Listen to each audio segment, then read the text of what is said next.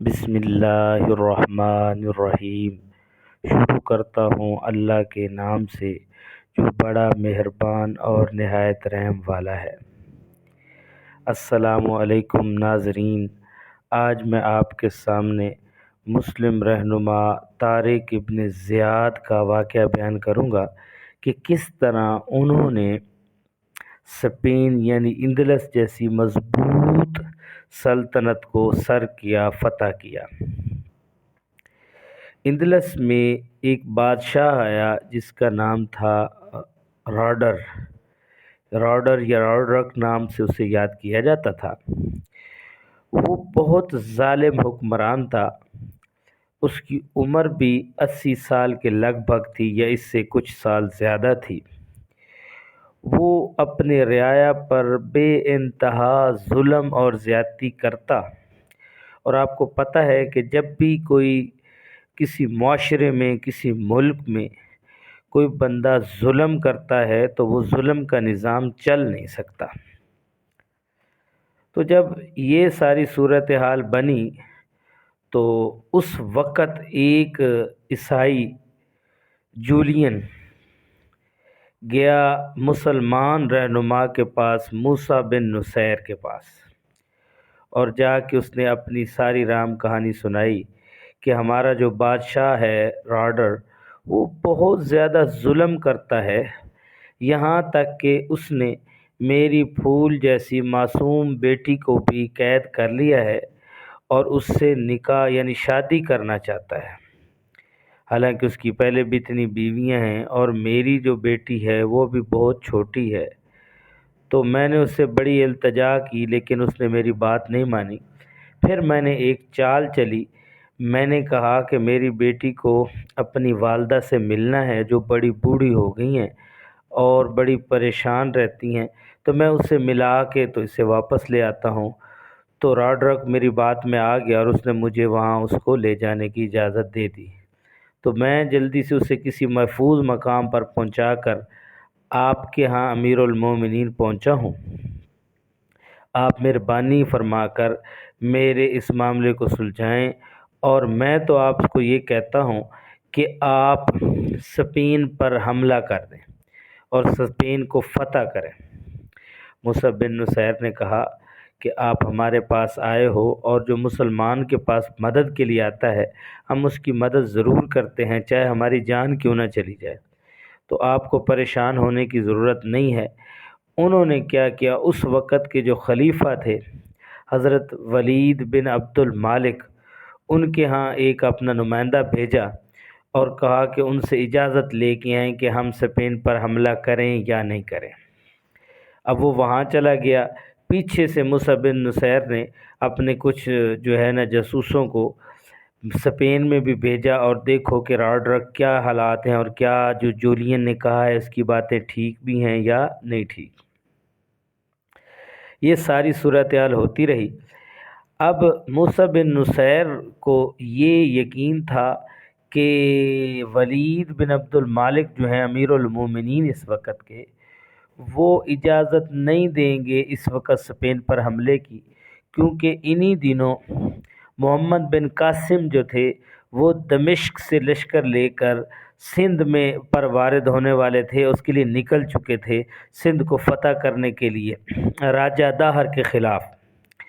تو اس صورتحال میں دو جگہ پر مختلف سلطنتوں پر حملہ کرنا بہت مشکل نظر آ رہا تھا، لیکن پھر بھی موسیٰ بن نصیر نے انتظار کیا۔ انتظار کے بعد جب وفد واپس آیا تو اس نے بتایا کہ جو امیر المومنین ہیں ولید بن عبد المالک، انہوں نے اسپین پر حملہ کرنے کی اجازت دے دی ہے۔ تو اس پر موسیٰ بن نصیر بڑے خوش ہوئے اور جولین کو کہا کہ ہم اس کے لیے تیار ہیں۔ جولین نے کہا آپ کوشش کریں، اس کے بدلے میں آپ کو قلعہ سبتیہ جو ان کا بہت مشہور قلعہ تھا اس کی چابیاں بھی آپ کو دے دوں گا۔ خیر، اس حملے کی تیاری شروع ہو گئی۔ موسیٰ بن نصیر نے اس کے لیے زیادہ نہیں، صرف 7,000 جان نثار جو ہے نا سپاہیوں کو اکٹھا کیا، ان کو تنبیہ کی، اور اب باری تھی ان 7,000 جان نثاروں کی نمائندگی اور قیادت کی کہ وہ کون کرے گا۔ حتیٰ کہ اس وقت موسیٰ بن نصیر کا بیٹا بھی قیادت کے لیے کوشش کر رہا تھا، لیکن موسیٰ بن نصیر نے اپنی عقل مندی اور ذہانت کے ساتھ یہ قیادت اس وقت کے آزاد کردہ غلام طارق ابن زیاد کے سپرد کی۔ تب سب حیران رہ گئے، لیکن ان کو معلوم تھا اس غلام کی حکمت، اس غلام کی دلیری اور بہادری کے بارے میں۔ جو انہوں نے سوچا تھا وہ طارق ابن زیاد نے آگے کر جا دکھایا۔ خیر، ان کی قیادت طارق ابن زیاد کے حوالے کر دی گئی، اور اسی کے ساتھ ان کا جو نائب بنایا وہ مغیث رومی کو بنایا، جو تھوڑے عمر میں بھی زیادہ تھے اور زیادہ تجربہ کار تھے۔ ان کو طارق ابن زیاد کا کیا بنا دیا گیا؟ نائب، یعنی ان کے بعد یہ ہوں گے سالار۔ خیر، 7,000 کا دستہ جو ہے وہ طارق ابن زیاد کی قیادت میں وہاں سے نکلا، اور سمندر کے رستے کشتیوں کے ذریعے وہ اسپین پر ایک پہاڑی کے کنارے جا کے وارد ہوا۔ اس وقت میں بحری جہاز اور بحری بیڑے نہیں ہوتے تھے، بلکہ کشتیاں ہی ہوتی تھیں جن پر سفر کیا جاتا تھا۔ تو کشتیوں پر سفر کر کے طارق ابن زیاد کا قافلہ ایک پہاڑی کے دامن میں جا کے پہنچا۔ اس پہاڑ کو ابھی بھی جو ہے نا طارق کے نام سے، یعنی طارق بن زیاد کے نام سے یاد کیا جاتا ہے۔ جبل طارق، یعنی اس جگہ کا اب نام کیا ہے؟ موجودہ جبل طارق۔ وہاں پر وارد ہوا۔ وہاں پہنچ کر طارق بن زیاد نے ایک بہت ہی بہترین تقریر اور سپیچ کی، سب کو سامنے رکھ کے ان 7,000 جانثاروں کو۔ طارق بن زیاد نے کہا ابھی بھی آپ کے پاس وقت ہے، جو یہاں سے واپس جانا چاہتا ہے وہ جا سکتا ہے، جو یہاں سے ہمارے لشکر سے واپس نکلنا چاہتا ہے، اس جنگ کو نہیں لڑنا چاہتا، وہ ابھی بھی اس کے پاس وقت ہے، وہ جا سکتا ہے۔ لیکن سب نے یک زبان ہو کر کہا نعرہ تکبیر، اللہ اکبر کی صدائیں گونجنا شروع ہو گئی۔ اب طارق ابن زیاد کو اس بات کا اندازہ ہو چکا تھا کہ یہ سارے بہادری اور ہمت کے ساتھ اللہ کے واسطے لڑنے کے لیے تیار ہیں۔ پھر انہوں نے ان کو اپنا خواب سنایا کہ جس خواب میں ان کو رسول اللہ صلی اللہ علیہ وآلہ وسلم کی زیارت ہوئی، اور انہوں نے اس میں بشارت دی کہ طارق ابن زیاد آپ اسپین کو فتح کر لیں گے۔ پھر اس تقریر کے بعد طارق بن زیاد نے اپنے خاص جانثار ساتھی کو حکم دیا کہ جن کشتیوں پر ہم سفر کر کے آئے ہیں ان کو جلا دیا جائے۔ تو انہوں نے آگ سے بھرے تیروں کے ذریعے ان کشتیوں کو جلا دیا۔ پھر طارق بن زیاد نے کہا کہ اب دیکھو پیچھے جانے کا رستہ بھی ختم ہو چکا ہے، جن کشتیوں پر ہم آئے تھے وہ جل چکی ہیں، اب ہم سمندر تو پار کر نہیں سکتے، ایسے سمجھ لو پیچھے بھی موت ہے آگے بھی موت ہے، تو ہم کیوں نہ ہمت کے ساتھ اور جذبے کے ساتھ اور اللہ کے جذبے کے ساتھ ہم اللہ کی رضا کے لیے ہمت کے ساتھ لڑیں اور کامیابی ہمارے قدم چومیں۔ سب نے پھر کہا نعرہ تکبیر، اللہ اکبر۔ اب طارق بن زیاد کی قیادت میں قافلہ آگے بڑھنا شروع ہو گیا۔ جیسے ہی وہ قافلہ پہاڑوں سے باہر تھوڑے جنگل کے قریب آیا، وہاں پہ ایک شخص سامنے سے آتا ہوا نظر آ رہا تھا جو کہ شکل و صورت سے عیسائی لگتا تھا۔ جیسے ہی وہ شخص قریب آیا تو اس نے طارق بن زیاد کے قدموں میں آ کر گر گیا اور کہنے لگا خدا کے واسطے جو آپ کا خدا ہے اس کے لیے میری مدد کرے۔ طارق بن زیاد نے اسے اٹھایا اور کہا کہ آپ کا مسئلہ کیا ہے، آپ کو کیا پریشانی ہے، آپ مجھے بتائیں تو صحیح۔ تو وہ امامن نامی شخص تھا، وہ اٹھ کھڑا ہوا اور اس نے کہا کہ اس طرح میری ایک پھول جیسی بیٹی تھی جس کو رائڈر نے چھین لیا ہے مجھ سے، میرے گھر پہ حملہ کروا کے میرا سارا گھر، میری ساری چیزیں لوٹ لیں، اور ساتھ ہی میری پھول جیسی بیٹی جو میری جان تھی اس کو بھی چھین کے مجھ سے لے گیا ہے۔ خدا کے لیے جو آپ کا خدا ہے میری مدد کریں۔ طارق بن زیاد نے کہا آپ کو کیسے پتہ چلا کہ میں آپ کی مدد کر سکتا ہوں؟ تو امامن نے کہا کہ مجھے لوٹا گیا، میری بیٹی کو لے گئے، مجھے ایک دفعہ میں گڑ گڑاتا رہا، وہ مجھے دھکے مار کے وہاں سے چلے گئے، تو میرے سر سے خون نکلنے لگا اور میں گر گیا اور بے ہوش ہو گیا۔ بے ہوشی میں مجھے ایک بزرگ سامنے آئے، انہوں نے کہا کہ پریشان نہ ہو، کچھ لوگ آنے والے ہیں جن کی لمبی قمیضیں ہوں گی، جن کے سروں پر پگڑیاں ہوں گی، چہروں پر داڑیاں ہوں گی، وہ اس رادر کو تباہ و برباد کر دیں گے اور اس ملک کو آزاد کر لیں گے اور تیری بیٹی کو بھی آزادی مل جائے گی۔ تب سے میں وہاں سے نکلا اور مجھے اس نے یہ بھی بتایا کہ وہ لوگ آپ کو کہاں پر ملیں گے، تو میں ادھر آیا تو میری نظر میں آپ لوگ آئے، مجھے یقین ہو گیا کہ یہ وہی قافلہ ہے۔ اب طارق بن زیاد نے امامن کو قدموں سے اٹھایا اور کہا کہ آپ کو پریشان ہونے کی ضرورت نہیں، ہم تو مدد کرنے کے لیے ہمیشہ تیار ہیں۔ اچھا آپ بتائیں آپ کی بیٹی کا نام کیا ہے؟ امامن نے کہا میری بیٹی کا نام بلقیس ہے۔ تو طارق بن زیاد ہنسنے لگے اور کہنے لگے یہ تو حضرت سلیمان علیہ السلام کی بیوی تھی، ملکہ تھی بلقیس۔ کہنے لگے ہاں جی، اسی طرح میری بیٹی بھی بہت زیادہ خوبصورت ہے، ناز و نخرے والی تھی، تو میں نے بھی اس کا نام کیا رکھا ہے؟ بلقیس۔ اب طارق بن زیاد نے بڑے شائستہ الفاظ میں امامن سے پوچھا کہ آپ کو پتہ ہے کہ راڈر نے آپ کی بیٹی کو کہاں رکھا ہوگا؟ اب وہ کہنے لگا کہ مجھے پتہ ہے، کیونکہ مجھے ایک دن پہلے ایک شاہ سوار ملا تھا، وہ ان سپاہیوں میں سے تھا جو میری بیٹی کو گرفتار کر کے لے گئے تھے۔ وہ کہنے لگا کہ بادشاہ سلامت راڈک نے آپ کی بیٹی کو تدمیر کے حوالے کر دیا ہے، جو اس کی فوج کا سالار ہے، اس کے حوالے کیا ہے، اور وہ اس وقت یہاں سے 5 کلومیٹر دور ایک قلعے میں بیٹھا ہوا ہے، میری بیٹی بھی اسی کے پاس ہے۔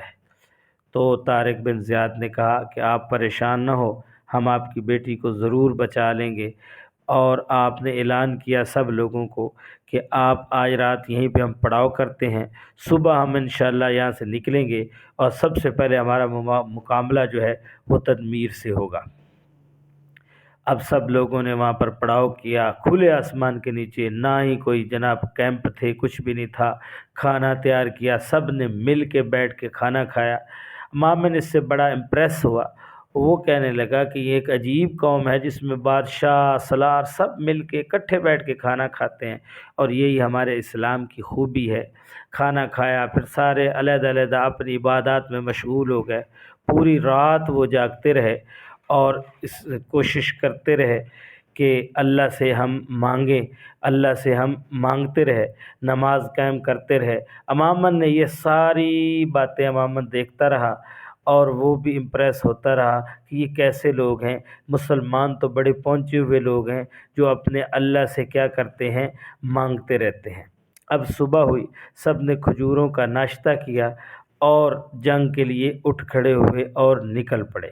وہاں سے 5 کلومیٹر کے فاصلے پر جو تدمیر کا قلعہ تھا وہاں پہ پہنچے۔ تدمیر کو پہلے ہی پتہ لگ چکا تھا کہ مسلمان اس کی طرف چڑھائی کر رہے ہیں، تو اس نے پہلے ہی مسلمانوں پر حملہ کر دیا۔ اب ادھر تقریباً 7,000 تھے، اس کا جو لشکر تھا وہ ان سے کافی زیادہ تھا، تقریباً 10,000 کے قریب۔ خیر ان کے درمیان مقابلہ ہوا، ان کے پاس گھوڑے تھے، ہر آدمی کے پاس لوہے کی زریں تھیں، سب نے لوہے کا لباس پہنا ہوا تھا۔ لیکن جب گھمسان کی لڑائی ہوئی، جب ان مجاہدین نے ان کو خوب مارا، ایسے لگ رہا تھا کہ غزوہ بدر کی طرح آسمان سے فرشتے اترے ہیں اور انہوں نے مل کر ان کے پرخچے اڑا دیے۔ جب حالات اس طرح ہوئے کہ وہ قیدی جو کافر تھے اسپین کے، انہوں نے بھاگنا شروع کیا، تو اسی وقت تدمیر بھی جو ہے وہ وہاں سے بھاگ کھڑا ہوا۔ اس دوران امامن ایک ساتھی اسماعیل کو لے کر ان خیموں کی طرف بڑھا کہ جس میں اسے لگتا تھا کہ شاید یہاں کہیں میری بیٹی قید ہوگی، تو وہ وہاں گیا تو اس کی بیٹی اس طرح زنجیروں میں جکڑی ہوئی ایک خیمے میں بیٹھی تھی۔ انہوں نے جا کے اسے چھڑایا، جیسے ہی باہر لے کے آئے ادھر سے تدمیر آ گیا اور وہ ان کی بیٹی کو کھینچ کر دوبارہ وہاں سے بھاگ نکلا اور راڈرک کے پاس پہنچ گیا۔ خیر اس طرح پہلی جنگ میں طارق بن زیاد کو ایک اچھی کامیابی ملی، اس کا ڈنکا ہر طرف بج چکا تھا، رادر کو بھی ان کا خوف پہنچ چکا تھا، وہ بہت زیادہ پریشان ہو چکا تھا کہ اب کیا ہوگا، ہمارا اس کے ساتھ مقابلہ کیسے ہوگا۔ آخر کار رادر نے اپنا ایک بڑا لشکر تیار کیا جن کی تعداد تقریباً 1,00,000 کے قریب تھی۔ ادھر سے طارق بن زیاد نے اللہ سے دعا مانگی کہ یا اللہ میرا خواب سچا کر دے اور میرے نبی اکرم صلی اللہ علیہ وسلم کی جو میرے لیے دعا ہے اسے قبول کر دے۔ انہوں نے اور زیادہ اپنے ساتھیوں مجاہدین کو ولولہ اور جوش دلایا کہ آج اگر ہم کامیاب ہو گئے تو اسپین یعنی اندلس سے ظلم و ستم کا خاتمہ ہو جائے گا۔ خیر، سب مجاہدین نے مل کر یک زبان ہو کر کہا نعرہ تکبیر، اللہ اکبر۔ انہی صداؤں کے ساتھ، اسی جذبے اور جوش اور ولولے کے ساتھ جس میں اللہ اور اس کے رسول کی محبت چھپی ہوئی تھی، انہوں نے اسپین کی فوجوں پر حملہ کر دیا۔ بڑی گھمسان کی لڑائی ہوئی، صبح سے تقریباً شام تک یہ لڑائی جاری رہی۔ آخر کار مسلمانوں کو اللہ نے کامیابی اور فتح نصیب فرمائی۔ طارق بن زیاد جس نے ایک خواب دیکھا تھا، اللہ نے اس کو سچا کر دکھایا۔ مسلمان فوجیں ان پر غلبہ پا گئیں اور ان کی تمام فوجیں بھاگ کھڑی ہوئیں۔ رادر جو ہے وہ اس جنگ میں مارا گیا۔ اس طرح ایک بڑی سلطنت اسپین یعنی پرانے وقت میں جسے اندلس کہتے تھے، وہ فتح کرنے میں طارق بن زیاد کامیاب ہو گیا۔ انہوں نے پیغام بھیجا موسیٰ بن نصیر کو کہ ہم اپنے مقصد میں ماشاءاللہ کامیاب ہو چکے ہیں۔ موسیٰ بن نصیر کو بھی اس پہ بہت زیادہ خوشی ہوئی اور انہوں نے طارق بن زیاد کو بہت زیادہ مبارکباد دی۔ اس طرح اس سلطنت پر طارق بن زیاد نے اپنی حکمرانی کی اور انہوں نے یہاں کے مشہور شہر قرطبہ جو ہے اس کو دارالحکومت بنایا۔ وہاں کا قرطبہ جو ہے، قرطبہ میں اس وقت سب سے بڑی مسجد جو تھی اسلام کی وہ بھی قائم تھی۔ قرطبہ اس وقت عروج پہ تھا، ترقی پہ تھا، وہ ایسا شہر تھا جہاں اس وقت بھی بہت زیادہ لائبریریاں، بہت زیادہ سکول، بہت ساری یونیورسٹیاں اور بہت سارے ادارے بن چکے تھے۔ قرطبہ نے تب سے ترقی کی مسلمانوں کے دور میں اور وہ بہت آگے نکل گیا۔ خیر، اس طرح طارق بن زیاد کی جرت، ہمت اور محبت رسول کی وجہ سے اللہ پاک نے اندلس پر مسلمانوں کو حکمرانی نصیب فرمائی۔ یہ وہ دور تھا جب امیر المومنین حضرت ولید بن عبد المالک کی حکومت تھی۔ پھر ولید بن عبد المالک نے ان موسیٰ بن نصیر اور طارق بن زیاد کو کہا کہ یہ جو ہے گورنری کسی اور کو دے کر آپ سلطنت میں واپس آئیں، یعنی میرے پاس آئیں۔ جب موسیٰ بن نصیر اور طارق بن زیاد جو ہے وہاں پہنچے، تب تک ولید بن عبد المالک فوت ہو چکے تھے اور ان کا بھائی سلمان بن عبد المالک جو ہے وہ تخت پر بیٹھ چکا تھا۔ وہ کوئی ٹھیک حکمران نہیں تھا، اس نے ان کے ساتھ اچھے تعلقات نہیں رکھے بلکہ ان کو کمزور کرنے کی کوشش کی۔ اس طرح پھر ایک دفعہ اسلامی سلطنت مضبوط ہوئی تھی، وہ ایک بیکار لیڈر کی وجہ سے، ایک بیکار امیر المومنین جو بنا، اس کی وجہ سے دوبارہ ناکامیوں میں چلی گئی۔ امید کرتا ہوں آپ کو میری یہ ویڈیو پسند آئی ہوگی۔ میں اس طرح بہت ساری معلومات آپ تک پہنچانے کی کوشش کرتا رہوں گا۔ مسلمانوں کے تاریخی واقعات، کہانیاں آپ تک سچی جو ہیں وہ پہنچاتا رہوں گا۔ اس کے ساتھ ہم اپنے چینل پر تعلیمی جو ہے ساری نیوز بھی دیتے ہیں۔ تعلیم کے ریلیٹڈ ہر ممکن طلبہ کی ہم کیا کرتے ہیں، کوشش کرتے ہیں ان کی مدد ہو، اور ہم یہ بھی چاہتے ہیں کہ طلبہ کو کم از کم ہسٹری آف اسلام یعنی اسلام کے بارے میں بھی سارا پتہ ہونا چاہیے۔